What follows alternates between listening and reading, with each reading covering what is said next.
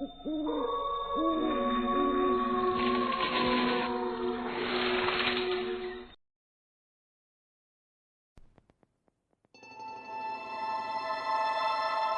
औरत जिसका नाम नीलू है, वो अपनी शादी का एल्बम देख रही है और रो रही है। तभी उसकी माँ उसके पास आती है। बेटा, पुरानी बातों को भूल जा, ये सब याद करने से कोई फायदा नहीं। लेकिन माँ, वो तो मुझसे प्यार करता था ना, तो ये सब क्यों हुआ? देख बेटा, इसमें तेरी कोई गलती नहीं है। पुलकित था ही ऐसा, बस तू अब खुद को समझा। दरअसल नीलू और उसके पति पुलकित का डिवोर्स हो चुका था और उसे एलिमनी के रूप में पुलकित का घर मिला था। चल बेटा, तैयार हो जा, कल घर भी जाना है तुझे। अपने भाई कार्तिक को भी ले जा कुछ दिनों के लिए अपने साथ में। मोना का भी थोड़ा मन लग जाएगा। अगले दिन नीलू अपनी बेटी मोना भाई कार्तिक के साथ अपने घर में पहुंच जाती है। नीलू ऑफिस चली जाती है और कार्तिक गेम खेलने में लग जाता है और मोना भी उसके पास ही होती है। तभी घर में मोना को कुछ आवाज आती है। मामा जी, ये कैसी आवाज है? लेकिन कार्तिक तो गेम खेलने में मशरूफ था और वो मोना पर ध्यान ना देते हुए उसका कोई जवाब ही नहीं देता और अपनी गेम में ही खोया रहता है। इसलिए मोना उस आवाज का पीछा करते हुए स्टोर रूम में चली जाती है। वहाँ एक बड़ी सी अलमारी रखी हुई थी। कौन है वहाँ? उस समय मोना के पीछे एक काली भयंकर सी परछाई आ जाती है जो हवा में उड़ रही थी। लेकिन मोना इस बात से बेखबर थी और धीरे धीरे करके उसके पास आने लगती है और उसके एकदम पीछे आकर गायब हो जाती है। तभी वहां पर मोना की नजर एक रुमाल पर पड़ती है जो कि उसके पापा का रुमाल था। मोना रुमाल को उठा लेती है और रोने लगती है। I love you पापा, आपने हमें क्यों छोड़ दिया? मिस यू पापा। और तभी अचानक से सन्नाटा छा जाता है और उस अलमारी से पानी टपकने लगता है। ऐसा लग रहा था मानो अलमारी के आंसू निकल रहे हैं। मोना को कुछ समझ नहीं आता और वो स्टोर रूम से जाने लगती है। जैसे ही वो जाने के लिए मुड़ती है, वहां पीछे उसी की उम्र की एक बच्ची खड़ी थी। मोना उसे देखकर एकदम चौंक जाती है। तुम कौन हो? मेरा नाम परी है। वो बच्ची बहुत ही गंभीर भाव बनाकर अपने मुंह पर उंगली रखकर कहती है, तुम किसी को मत बताना कि मैं तुम्हारे यहाँ खेलने आई हूँ। मेरे बारे में कुछ भी बताना मत किसी को, नहीं तो मेरी मम्मी मुझे बहुत मारेंगी। चलो आओ, अब हम हाइड एंड सीक खेलें। हाँ चलो, हाइड एंड सीक तो मेरा फेवरेट गेम है। ठीक है, तुम स्टोर रूम से बाहर जाओ, मैं छुपती हूँ, तुम मुझे ढूंढना। मोना बाहर चली जाती है और आंखों पर हाथ रखकर काउंटिंग करने लगती है। परी छुपने जाती है और मोना उसे ढूंढने लगती है। मुझे पता है परी, तुम जरूर यहाँ छुपी होगी। तो वो अलमारी के पास जाती है और अलमारी को थोड़ा सा खोलती है। अंदर काफी अंधेरा होता है, लेकिन तभी अलमारी में उसे डरावनी चमकीली आंखें दिखाई देती है जो देखने में बड़ी भयानक लग रही थी। मोना तो बहुत डर जाती है और वो जोर से चिल्लाती है और भागकर अपने मामा कार्तिक के पास चली जाती है। वो जोर जोर से रोने लगती है और शाम को नीलू के आने पर मोना उसे सारी बात बताती है। बेटा, जरूर तुझे भ्रम हुआ होगा। डरो मत बेटा, मैं हूँ ना, तेरे मामा भी तो है इस घर में तेरे साथ। पर सच में उसमें कुछ था मम्मी? कुछ भी नहीं है वहाँ, मैंने खुद से चेक कर लिया है। वहीं उनके पीछे परी खड़ी थी जो कि इन सब की सारी बातें सुन रही होती है और मोना की नजर परी पर पड़ती है। मोना उसका नाम लेने ही वाली होती है, लेकिन परी अपने होठ पर उंगली रखकर उसी गंभीर भाव के साथ उसे अपना सर नाव में हिलाते हुए मना कर देती है और मोना कुछ नहीं कहती। ऐसे ही अगले दिन भी परी अकेले में मोना से मिलने आती और उसके साथ रोज छुपन छुपाई खेलती। 2 दिनों में अचानक से मोना की तबीयत बिगड़ने लगती है। आए दिन उसे कुछ ना कुछ होता ही रहता है और नीलू उसका इलाज एक अच्छे डॉक्टर से भी करवाती है। एक दोपहर में मोना बेड पर सोई हुई थी। तभी मोना, चलो अपनी दवाई खा लो। मामा, मुझे नहीं खाना, बहुत कड़वी है। और मोना अचानक से उठकर भाग जाती है और भागते भागते स्टोर रूम में पहुंच जाती है। कार्तिक भी उसके पीछे स्टोर रूम में पहुंच जाता है और देखता है तो मोना वहां नहीं है। मोना, तुम बहुत जिद्दी हो, मुझे पता है तुम उस अलमारी के पीछे छुपी हो। चलो आओ। और तभी सन्नाटा छा जाता है और उस अलमारी के पीछे से मोना निकलती है जो बदली सी दिख रही थी। मामा छुपन छुपाई खेलते हैं, अगर आप जीत गए तो मैं ये दवाई खा लूंगी। ठीक है, चलो तुम छुप जाओ जाकर। और मोना कहीं जाकर छिप जाती है। कार्तिक उसे बहुत खोजता है लेकिन वो कहीं नहीं मिलती और तभी उसे किचन की अलमारियों से कुछ भयानक सी आवाज आती है। ये क्या था? उसे मोना वहीं खड़ी हुई दिखाई देती है। अच्छा, तो तुम यहाँ हो। वह मोना के पास जाने लगता है। तभी आगे बढ़ते हुए उसकी नजर उस अलमारी के शीशे पर पड़ती है जो देखकर कार्तिक भौचक्का रह जाता है। वो शीशे में देखता है तो उसे वहां मोना नहीं दिखती, पर उसे उसके सामने खड़ी हुई मोना तो दिखाई दे रही थी। वह फिर से एक बार शीशे की तरफ देखता है तो उसे अभी भी मोना की परछाई उस शीशे में दिखाई नहीं देती। वह डर जाता है और डर कर सामने देखता है तो अब वहां भी मोना नहीं होती। कार्तिक अलमारी के पास जाता है और जैसे ही अलमारी खोलता है वैसे ही कोई उसका हाथ अपनी तरफ अलमारी के अंदर खींच लेता है और वो जोर से मोड़कर बिल्कुल उल्टा कर देता है। कार्तिक जोर जोर से चिल्लाता है। थोड़ी देर बाद अब नीलू घर आती है तो उसे कार्तिक कहीं नहीं मिलता, इसलिए वो पुलिस कंप्लेंट करवाती है। इसी बीच वो अपने घर के बाहर एक औरत को नोटिस करती है जो कि शायद उसी के घर में नजर बनाई रखी थी। नीलू को उस औरत पर शक आता है। इसके बाद से नीलू के साथ भी अजीब अजीब घटनाएं होनी शुरू हो जाती है। एक रात नीलू सोई हुई थी तो उसे अपने बेड के नीचे से गहरी सांस लेने की तेज आवाजें आ रही थी। अचानक उसकी नींद खुल जाती है। वह धीरे धीरे डरते हुए बेड के नीचे देखती है तो वहां कोई नहीं होता। जैसे ही वो वापस ऊपर उठती है उसके सामने मोना बैठी थी। नीलू अचानक उसे ऐसे बैठा देखकर चीख मारती है।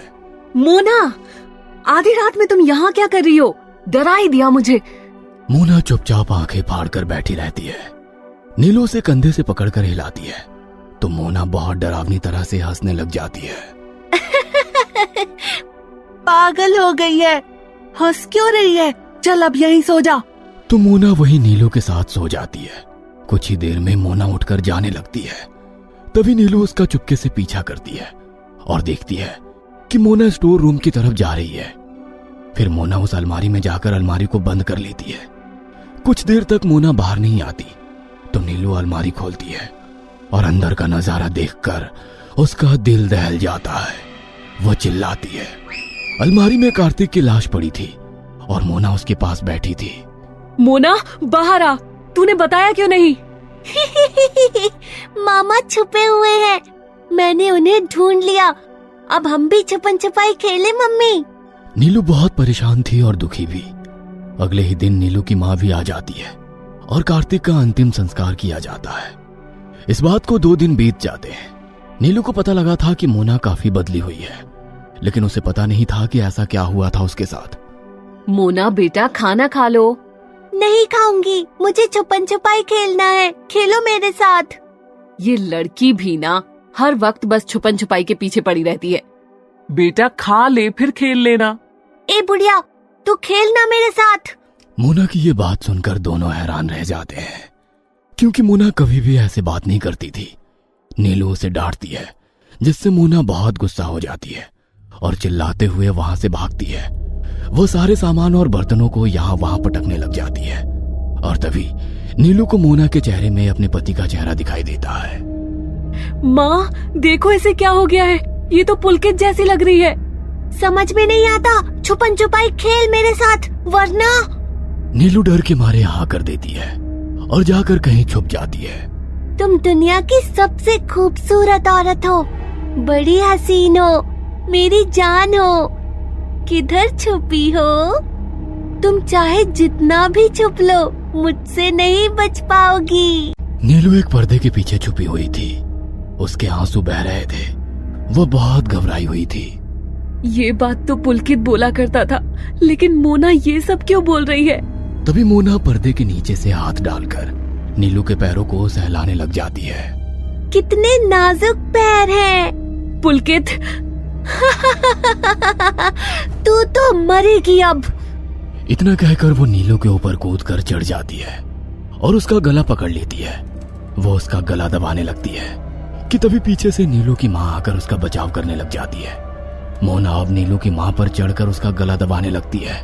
बीच बचाव में नीलू की माँ का सिर दीवार से टकरा जाता है। नीलू की माँ नीलू के पास आती है और वो वहीं बेहोश हो जाती है। नीलू बहुत जोर से चिल्लाती है और डर से सदमे में आ जाती है और रोती रहती है।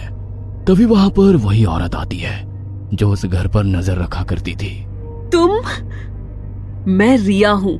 तुम हम पर नजर क्यों रख रही हो? सब कुछ बाद में बताऊंगी। तुम अभी यहाँ से चलो मेरे साथ। रिया वहां से नीलू के साथ घर से बाहर निकलने ही वाली होती है कि तभी वहां पर मोना आ जाती है। किधर जा रही हो तुम दोनों? मेरे साथ छुपन छुपाई तो खेलो। पुलकित छोड़ दो उसे, वो तुम्हारी बेटी है। वही नीलू को कुछ समझ में नहीं आ रहा था कि रिया कौन थी और ऐसे बात क्यों कर रही थी। वो मेरी बेटी है, मेरे साथ जाएगी। मैं तुम लोगों को यहाँ से आसानी से नहीं जाने दूंगा। तुम लोग मेरे साथ हाइड एंड सीक खेलो और अगर मैंने तुम लोगों को पकड़ लिया तो मैं तुम लोगों को जान से मार दूंगा और अगर नहीं पकड़ पाया तो ही जाने दूंगा। दोनों भागने की कोशिश करती है लेकिन भाग नहीं पाते, इसीलिए उन्हें छुपन छुपाई खेलना ही पड़ता है। दोनों बहुत ही डरे हुए छुप जाते हैं लेकिन बहुत जल्द ही मोना उन्हें पकड़ लेती है और दोनों को हवा में उठाकर यहाँ वहां पटकने लगती है। दोनों को काफी गंभीर चोट आ जाती है। तभी रिया मोना का ध्यान भटकाने लगती है। पुलकित मुझे माफ कर दो, मैंने जो तुम्हारे साथ किया वो बहुत गलत किया। अब मेरा पीछा छोड़ दो। और तभी मोना के शरीर से पुलकित की आत्मा निकल जाती है और वो बिल्कुल रिया के मुंह के पास जाकर जोर से चीख मारती है और रिया अपने हाथ से धीरे से नीलू को अपनी बेटी को वहां से लेकर निकल जाने के लिए इशारा कर देती है। वही रिया पुलकित की आत्मा को बातों ही बातों में किचन के पास ले जाती है और माचिस जलाकर अपने साथ घर को भी आग लगा देती है। दरअसल उसने पहले ही गैस को लीक कर दिया था क्योंकि उसे पता था कि यह सब होने वाला था। पुलकित की लाश उसी अलमारी में रखी हुई थी और उसकी लाश जल जाने के साथ ही उसकी आत्मा भी वहां से चली जाएगी। वही नीलू ये सब देखती ही रह जाती है और कुछ दिन बाद उसे पुलिस से पता चलता है कि रिया ने ही पुलकित को मारा था क्योंकि पुलकित उसे बहुत परेशान करने लगा था। रिया ने पैसों के लिए पुलकित से प्यार किया था लेकिन पुलकित उसे वाकई में पसंद करने लगा था और वो रिया को उसके साथ रहने के लिए ब्लैकमेल कर रहा था। रिया अपने बॉयफ्रेंड के साथ पुलकित से बात करने के लिए इसी घर में आई थी लेकिन इसी बीच उनके बीच हाथापाई हो गई थी जिससे पुलकित मारा गया था। भूतिया जंगल। आज की कहानी नीरज नाम के एक लड़के की है जो केरल के एक सुनसान अंधेरे रास्ते पर चारों तरफ जंगल से घिरा हुआ खड़ा है। हेल्प! हेल्प! कोई है यहाँ? 3 साल पहले। उस समय नीरज की उम्र लगभग 23 साल की थी। दरअसल नीरज अपने बड़े भाई रमन के साथ मामा के लड़के की शादी में जा रहा है और दोनों बस से मामा के गांव जा रहे हैं। उसके मामा के गांव जाते वक्त रास्ते में एक जंगल पड़ता था। मैं आपको बता दूं कि यह जंगल बहुत सारी भूतिया घटनाओं के लिए जाना जाता है लेकिन इस बात से नीरज और उसके भाई रमन बिल्कुल अनजान थे। उन्हें नहीं पता था कि यहाँ ऐसी कोई घटनाएं होती है। वहां सड़क पर जगह जगह बोर्ड लगे थे जिन पर लिखा था इस जंगल में ना आए। भैया, ये जगह जगह जंगल में ना आए के बोर्ड क्यों लगे हैं? ऐसा भी क्या है यहाँ? अरे तू भी कमाल की बात करता है। जंगल में जंगली जानवर होते हैं तो बोर्ड तो लगाएगी ही सरकार। तो ऐसा तो कहीं भी नहीं लिखा है कि जंगली जानवरों से सावधान रहे। छोड़ ना नीरज, हमें कौन सा यहाँ जाना है। कुछ देर बाद दोनों मामा के घर पहुंच जाते हैं। अरे वाह, आ गए तुम दोनों, बहुत अच्छा किया। लेकिन मेरी बहन और जीजा जी कहाँ है? वो क्यों नहीं आए? मामा जी, मम्मी की तबीयत थोड़ी खराब थी इसलिए वो इतने दूर सफर करके नहीं आ सकती और पापा भी घर पर ही उनका ध्यान रख रहे हैं। हाँ, तभी उन्होंने हम दोनों को भेज दिया। अरे भैया, आप दोनों आ गए? वाह क्या बात है, अब आएगा असली मजा तो। ये अच्छा, कोई बात नहीं बच्चों, मैं बात कर लूंगा तुम्हारी माँ से। अब तुम दोनों कुछ खाओ पियो और खूब रौनक लगाओ शादी में। चलो नीरज और रमन भैया, हम चलकर जरा शादी की महफिल जमाएं और रौनक लगाएं।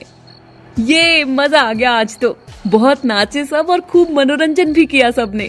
शादी के अगले दिन रमन और नीरज अपना सामान पैक कर रहे हैं और वापस घर लौटने की तैयारी कर रहे हैं। तभी वहां नीरज के मामा आ जाते हैं। अरे ये क्या बात हुई, तुम दोनों वापस जा रहे हो? हाँ मामा जी, शादी तो हो गई, अब जाना ही है। ये गैरों जैसा व्यवहार क्यों कर रहे हो? अरे असली काम तो शादी के बाद होता है। यहाँ सब संभालने में कौन मदद करेगा मेरी? ऐसी बात नहीं है मामा जी, मम्मी की भी तबीयत खराब है और पापा भी अकेले हैं ना। अच्छा ऐसा करते हैं रमन, तू यहाँ रह के मामा जी की मदद कर और मैं घर जाता हूँ, फिर तू आ जाना 4-5 दिनों में काम करवा के। हाँ, ये ठीक रहेगा। नीरज अपना सामान पैक करता है और बस स्टैंड के लिए निकल पड़ता है। गांव जाते वक्त तो उन दोनों को सफर में कोई भी परेशानी नहीं हुई थी, क्योंकि उसके साथ उसका भाई रमन भी था। लेकिन गांव से वापस लौटते वक्त नीरज अकेला था। नीरज पहली बार इतनी दूर अकेले सफर कर रहा था और उसको बिल्कुल भी अंदाजा नहीं था कि उसके साथ क्या होने वाला है। सफर काफी लंबा था और वो सफर करते करते काफी थक चुका था। इसी बीच उसे बहुत जोर की प्यास लगी, लेकिन उसकी बोतल का पानी भी बिल्कुल खत्म हो गया था। उस समय रात के 2:30 बज रहे थे और कहीं भी पानी की व्यवस्था नहीं थी। वो सोचता है कि जब बस कहीं रुकेगी तो वहीं से पानी भर लेगा। और तभी कुछ समय बाद एक छोटे से टी स्टॉल के पास बस रुकती है। नीरज काफी खुश हो गया था, क्योंकि अब उसकी प्यास बुझने वाली थी। बस से उतरने के बाद वो अपने सिर को बाएं दाएं घुमाता है और देखता है कि वहां थोड़ी दूर पर एक नारियल पानी वाला है, लेकिन उसे आसपास कहीं भी पानी भरने के लिए कोई नल नहीं दिखता है। तो वो उस नारियल पानी वाले के पास जाता है। अरे क्या बात है भाई, बहुत सुनसान इलाका है, पानी तक नहीं दिख रहा है कहीं। यहाँ कोई आता जाता नहीं है क्या? नहीं भाई, ऐसी कोई बात नहीं है। आते तो हैं, लेकिन अभी रात का समय है तो कम ही लोग दिखते हैं। बस ऐसा ही है भैया। पानी तो मेरे पास है, मुझे 2 बोतल मैं भर कर ला देता हूँ। पर तुम्हारे पास कहाँ है पानी? भाई यहाँ थोड़ा आगे जाकर नल लगा है, वहाँ से भर कर ला देता हूँ। आप चाहो तो साथ चल सकते हो। लेकिन मुझे तो जंगल के सिवा कुछ भी दिखाई नहीं दे रहा है। चलो तुम ही ले आओ पानी, मैं यहाँ इंतजार कर रहा हूँ। नारियल वाला बोतल भरने चला जाता है। नीरज इंतजार करने लगता है, लेकिन कुछ देर तक वो आदमी वापस नहीं आता है। नीरज भी उस रास्ते पर आगे चल पड़ता है। वह बस से दूर पहुंच जाता है। नीरज थोड़ा आगे जाता है तो वो आदमी उसे हाथ में बोतल लिए वापस आता दिखाई देता है। लो भाई, कहा था ना मैंने, पानी है यहाँ। हाँ, बहुत बहुत शुक्रिया भाई। लो पी लो। नीरज बोतल से पानी पीने लगता है, लेकिन जैसे ही मुंह में पानी डालता है तभी वो पानी खून बन जाता है और वो नारियल वाला आदमी वहां से गायब हो जाता है। नीरज बहुत डर जाता है और बोतल को दूर फेंक देता है। तभी वो मुड़कर बस की तरफ भागता है और देखता है कि बस वहां नहीं होती और ना ही कोई टी स्टॉल और ना ही कोई लोग। वो एक सुनसान सड़क पर जंगल से घिरा हुआ अंधेरे में खड़ा है। हेल्प! हेल्प! कोई है यहाँ? तभी उसे जंगल में थोड़ी रोशनी दिखाई देती है। लगता है वहां कोई घर या लोग हैं, तभी रोशनी दिखाई दे रही है। वहीं जाकर मदद मांगता हूँ। वह जंगल में अंदर की तरफ चला जाता है। जैसे जैसे वो आगे जाता है वो रोशनी गायब हो जाती है। अचानक से उसे जंगल में एक स्त्री दिखाई देती है, जिसके साथ एक छोटा बच्चा है। उस बच्चे की उम्र करीब 5 साल की लग रही थी।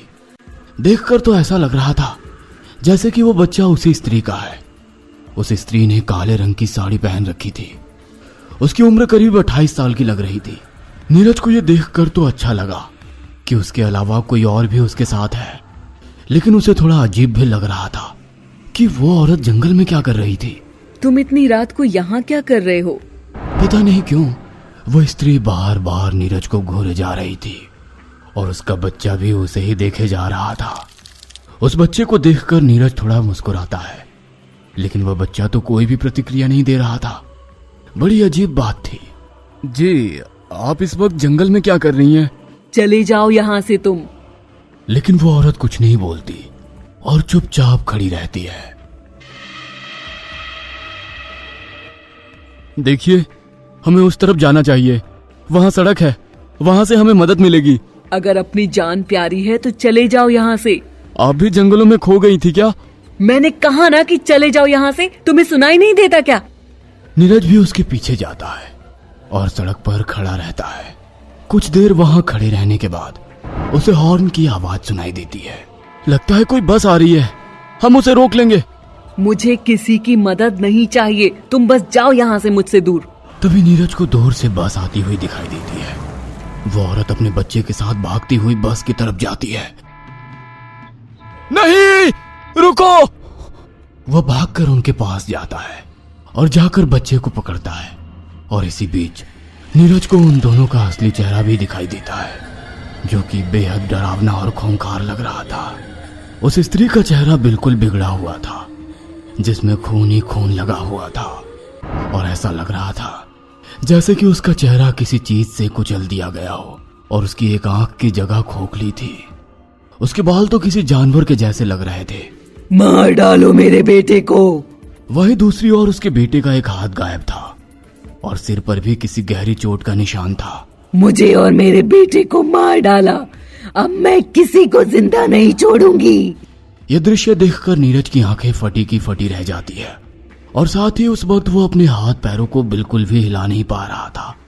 अचानक से उसके चारों ओर का वातावरण बिल्कुल बदल गया था। उसे बहुत ज्यादा गर्मी लगती है, जिससे उसके माथे से पसीना टपकने लगता है। मैंने बोला था तुझे कि चले जा यहाँ से, पर तूने नहीं सुना। अब तुझे भी बाकी सबकी तरह मरना होगा। नीरज पीछे हट जाता है और वो बस उन दोनों के आर पार हो जाती है।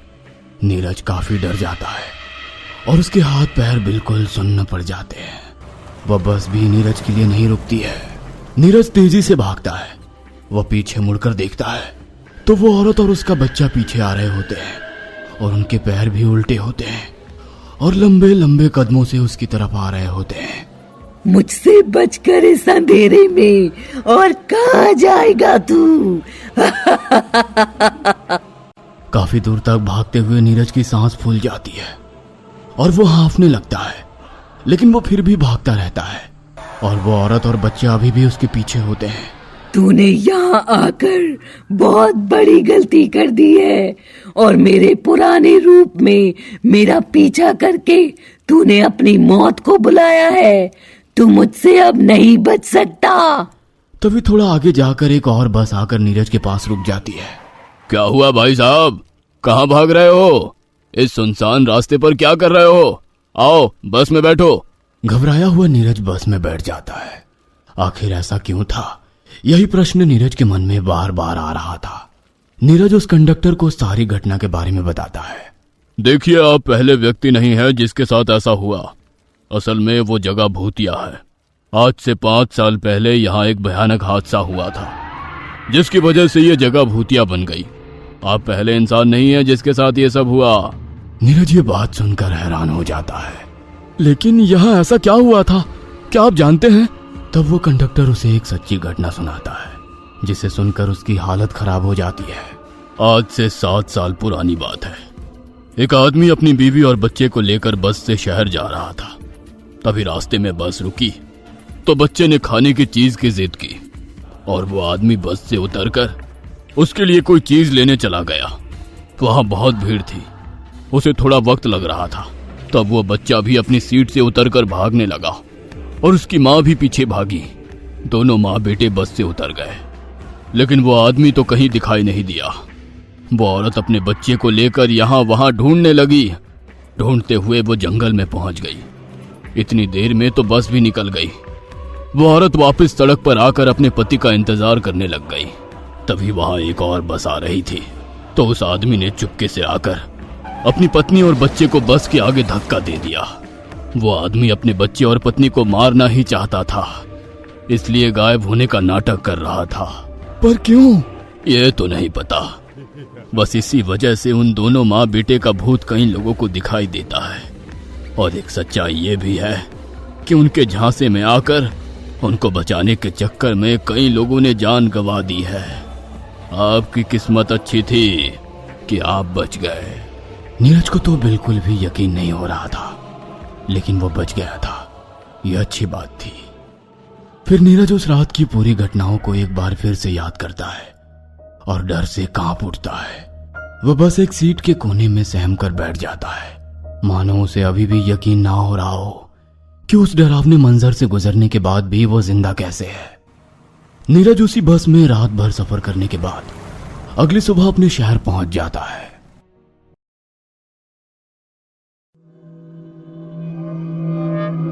TV reporter.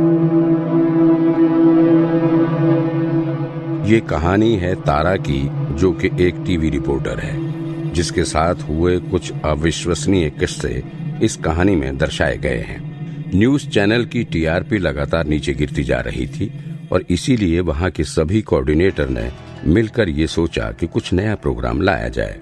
सर, क्यों ना हम कोई रोमांटिक स्टोरीज कवर करके अपने चैनल पर चलाएं, या किसी मसालेदार सास बहू की खिटपिट जैसा कुछ? नहीं, हमें ऐसा कुछ चाहिए जिसे और कोई न्यूज चैनल ना चला रहा हो। तो सर, फिर हम हॉरर कंटेंट से अपने चैनल की टीआरपी को फिर से ऊपर लेकर जा सकते हैं। ग्रेट, तो जल्दी से किसी अच्छे रिपोर्टर को लगा दो इस प्रोजेक्ट पर। जी सर। तारा जब शाम के वक्त कॉफी पी रही थी, तब उसे एक सीनियर एंकर ने कहा कि उसे एक हॉरर स्टोरी कवर करने के लिए रात के समय जाना है। तो तुम अपना काम समझ गई ना तारा? तुम्हें वहाँ पर जाकर रिपोर्टिंग करनी है। पूरी टीम को तुम ही लीड कर रही होगी। सुना है थोड़ी भूतिया जगह है, लेकिन हमें उससे 1 किलोमीटर आगे शूटिंग करनी है। डोंट वरी सर, मैं भूतों से वैसे भी नहीं डरती, और आपने कहा तो है कि हम उस लोकेशन से 1 किलोमीटर दूर शूट करेंगे। तारा अपनी टीम के साथ शूटिंग वाली लोकेशन पर पहुंच जाती है। अरे मैडम, ये जगह तो काफी डरावनी लग रही है।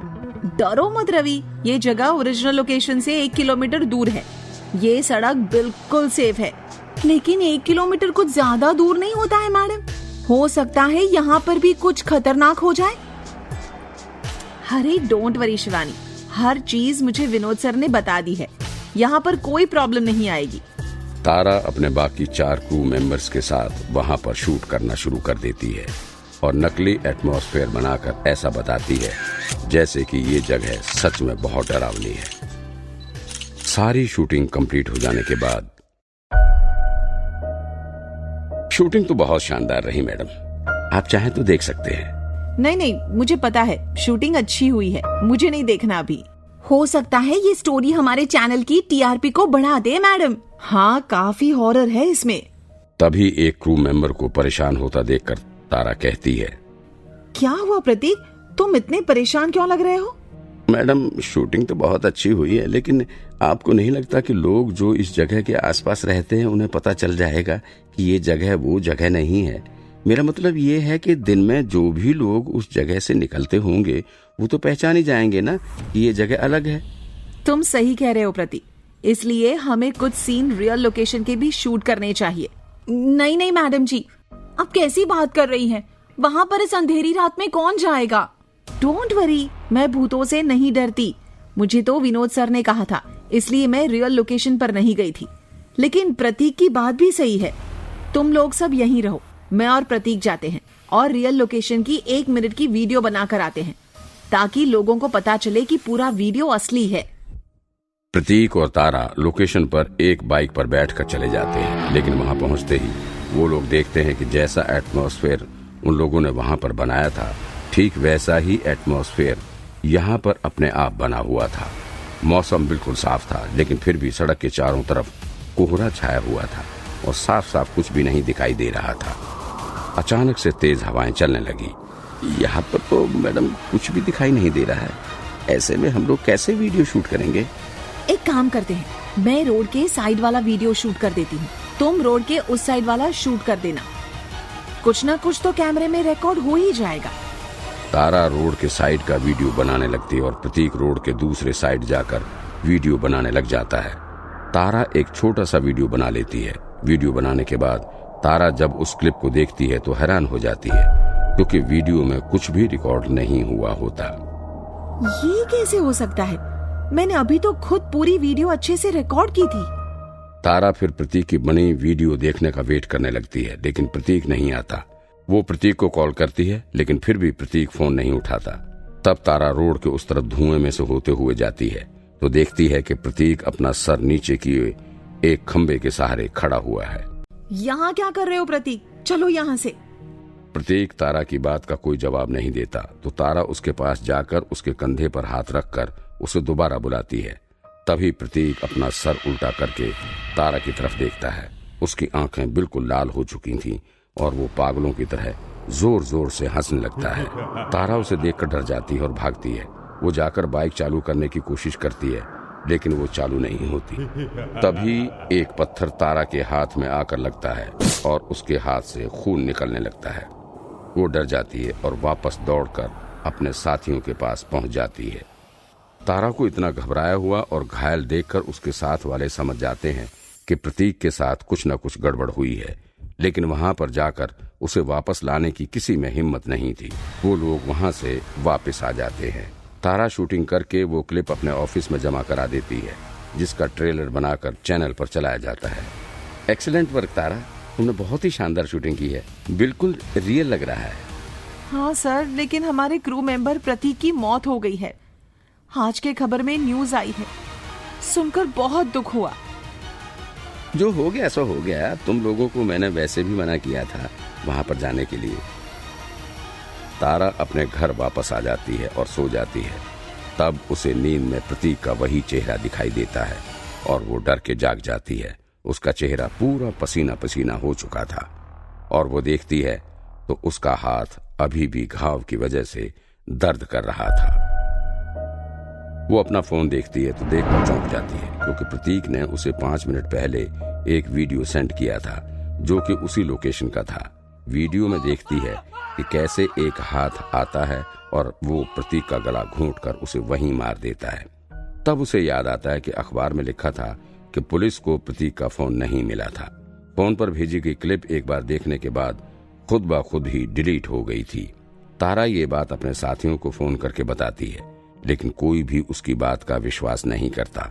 सबको लगता है कि वो सपने देख रही थी। अगली सुबह तारा उसी रोड पर प्रतीक का फोन ढूंढने की कोशिश करती है, लेकिन उसे उसका फोन नहीं मिलता। लेकिन कॉल करने पर प्रतीक उसका फोन उठा लेता है और उसे रात के समय उसी जगह पर आने के लिए कहता है। तारा डर जाती है और वो अपने घर आ जाती है, लेकिन तारा के मन में वो वीडियो वापस लाने का जुनून सवार हो गया था। मुझे वहां जाकर वो फोन लाना ही होगा, तभी सब लोग मेरी बात का विश्वास करेंगे और उसी फोन से प्रतीक की मौत का पता लगाया जा सकता है। तारा वापस रात में उस जगह पर जाती है तो उसे प्रतीक का फोन झाड़ियों में एक पत्थर के पीछे फेंका हुआ मिल जाता है, जिसमें एक वीडियो चालू होता है। उस वीडियो में प्रतीक एक चाकू लेकर उसके पीछे से आकर उसकी गर्दन काट देता है। तारा उसे देखकर बहुत डर जाती है और फेसबुक पर लाइव रिकॉर्डिंग शुरू कर देती है। गाइस, मैं अभी उसी जगह पर हूँ जहाँ प्रतीक को मारा गया था, और ये देखिए मैंने उसका फोन भी ढूंढ निकाला है और इस फोन में कुछ ऐसे वीडियोस हैं जिसे देखकर आप सभी के होश उड़ जाएंगे, जो सब मैंने खुद अपनी आंखों से देखा है। अब मैं वही सब कुछ इस फोन के द्वारा आप सबको भी दिखाना चाहती हूँ। मैं ये फोन लेकर अभी हमारे चैनल जा रही हूँ, जहाँ से आप सभी को ये सारी वीडियोस दिखाई जा सके। तभी उसके सामने प्रतीक आ जाता है। उसके चैनल वाले ये सब लाइव देख रहे होते हैं, लेकिन उन्हें प्रतीक नहीं दिखाई देता। धीरे धीरे वहां पर कोहरा बढ़ता जाता है और कैमरे में कुछ भी नजर नहीं आता। एक जोर से चीख सुनाई देती है और जब वीडियो में कोहरा धीरे धीरे हटना शुरू होता है तो नीचे पड़ी दिखाई देती है तारा की लाश, जिसका गला किसी तेज धारदार हथियार से काटकर उसकी हत्या कर दी गई होती है।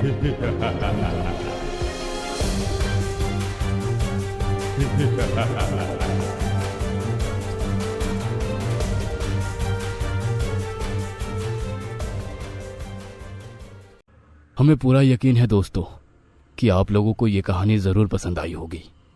अगर आपके साथ भी कुछ ऐसे अनकहे किस्से हो चुके हैं तो प्लीज हमारे साथ शेयर करें, हम जरूर अपने चैनल पर उनको दिखाएंगे। हमारी ईमेल आईडी नीचे डिस्क्रिप्शन बॉक्स में दी गई है, तो प्लीज हमारे वीडियो और चैनल को शेयर एंड सब्सक्राइब करें और बने रहे हमारे साथ ऐसे ही अनकहे किस्से और कहानियां सुनने के लिए।